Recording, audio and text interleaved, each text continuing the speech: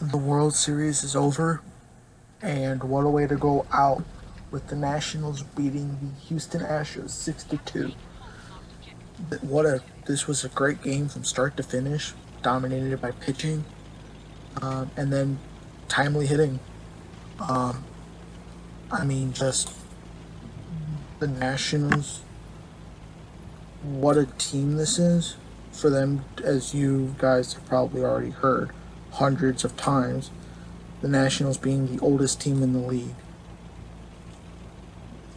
just steamrolled.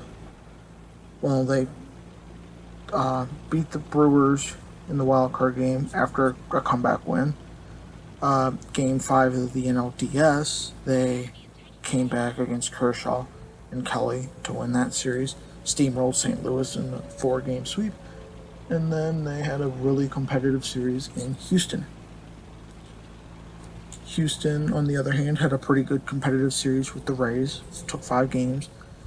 I believe they faced the Yankees in the ALCS. That went 6 games, I think. And then they went 7 with Washington. This just was a really great series for both teams. And I'm really happy that both teams put up a really good fight, and I'm really happy the Nationals won. Nationals finally get their first World Series win in that franchise's history. They were an expansion team of the Expos, the Montreal Expos, and then in 2005, they became the Nationals when they moved to DC. And their first overall pick, Ryan Zimmerman. I'm really happy he got his first ring. Mr. Nat, as they called him during the broadcast a lot. Just what a moment for all of those guys to finally get their due. And Strasburg got the World Series MVP. He pitched 2 completely stellar games. Game 6 in a win-or-die game, he went 8 1/3. He was 2 outs away from a complete game. Just complete and utter dominance. And I'm really glad for him because early in his career, 2012, 2013, they as in the management and the manager, they would always either not pitch him in the playoffs or have him on a pitch count in the playoffs. And I'm really happy for him now to just go out there and throw and pitch. But I think it was the top of the 6th. Rendon took a pitch from Greinke that was down in the zone and launched it to left field to kind of get the Nationals lineup starting get them rolling, because they were getting completely dominated from Greinke. Rendon hit the homer. They made it 2-1. They still had a 1-run lead. AJ Hinch ends up taking Greinke out of the game, which that's going to come back and probably haunt him for a while. Taking Greinke out in that moment. He puts in Will Harris, who before Game 6, and even still, was their most reliable bullpen guy for them in the postseason. They did have Gerrit Cole warming up, I believe, when he went in. Harris ends up giving up a 2-run homer to Howie Kendrick off the right field pole. And after that, just complete and utter onslaught from the Nationals. They ended up putting up 3 more runs. Not in that inning, but in the 7th and 8th, they ended up the 8th. The Rendon homer was in the 7th, I think. But they never looked back. And Harris, because they always get close-ups on the TV for the cameras, and they replayed it. It really looked like he was going to cry. Just heartbroken. And then they show him later on just sitting alone by the bench. And at that point in time,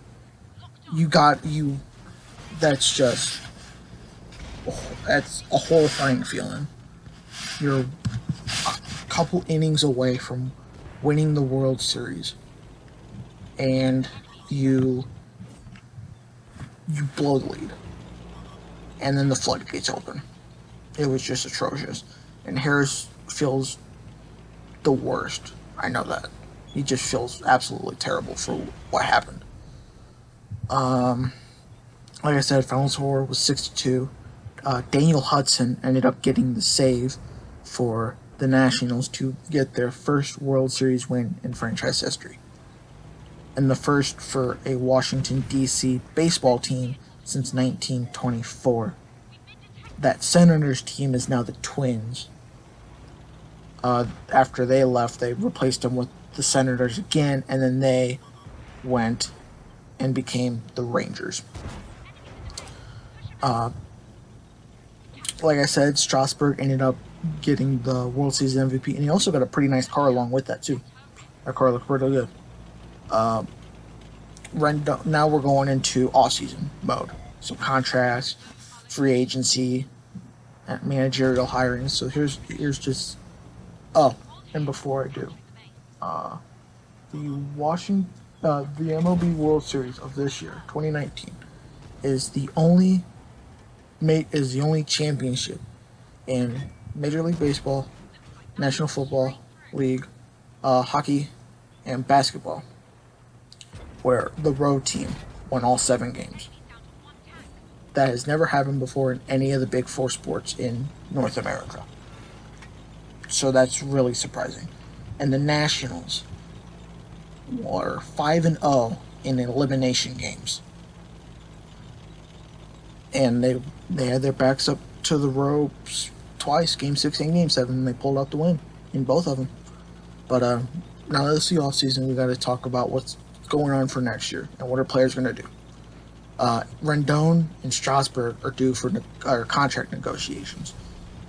So they're probably going to want a lot of money for what they have accomplished in the playoffs.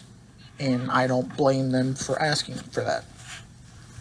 The big free agent, the big fish, the big man in this pool of free agency is Gerrit Cole. He's the big guy that's going to garner all the attention.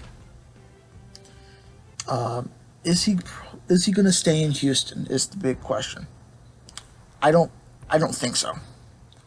He'll probably leave. He's going to go somewhere. I don't think Houston can offer him what he wants monetary wise. The big place that the big rumor that he's going to go is to the Angels. If the Angels sign him, if they sign him, will probably be the biggest contract for a pitcher in the history of the sport of baseball, in MLB history. To Angels fans and the team, if you guys sign him, I hope you guys can go to the playoffs with that roster, with that team that you have built.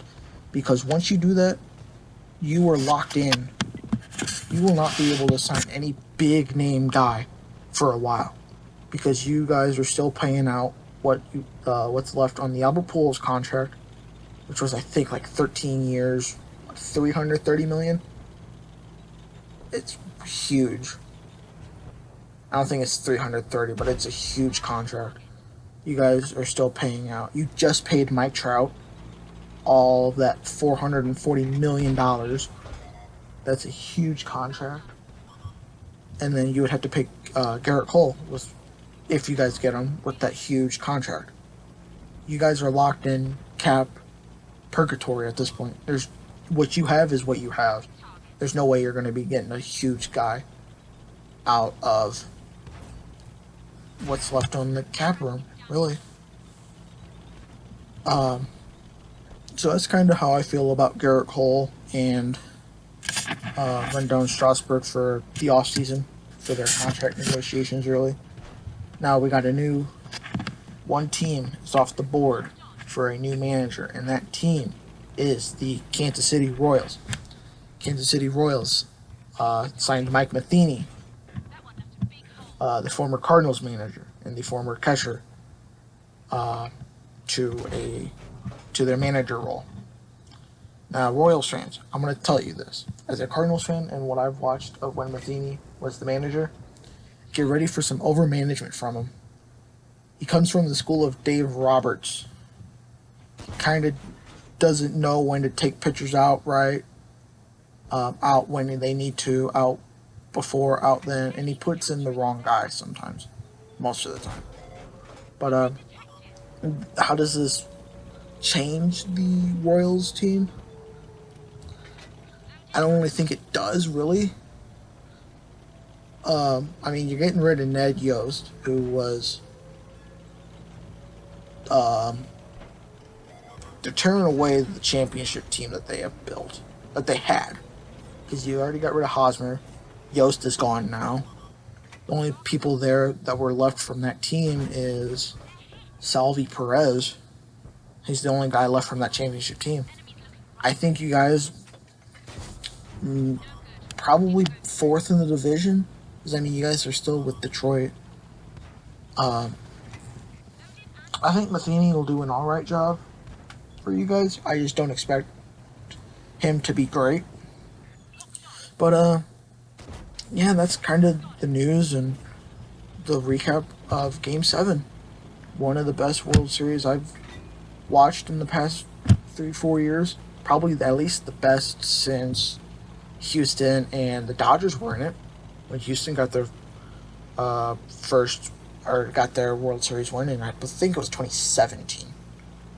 Yeah, 2017, because Dodgers Red Sox is 2018. But yeah, if you guys liked it, hit the like button. Share this with all your friends and buddies. Let me know down below in the comments what you guys think. Where you guys think Gerrit Cole will go? What's the outlook on the Royals with Matheny as their manager? Who expected the Nationals to win the World Series? Yeah. Do you think they'll do better next year?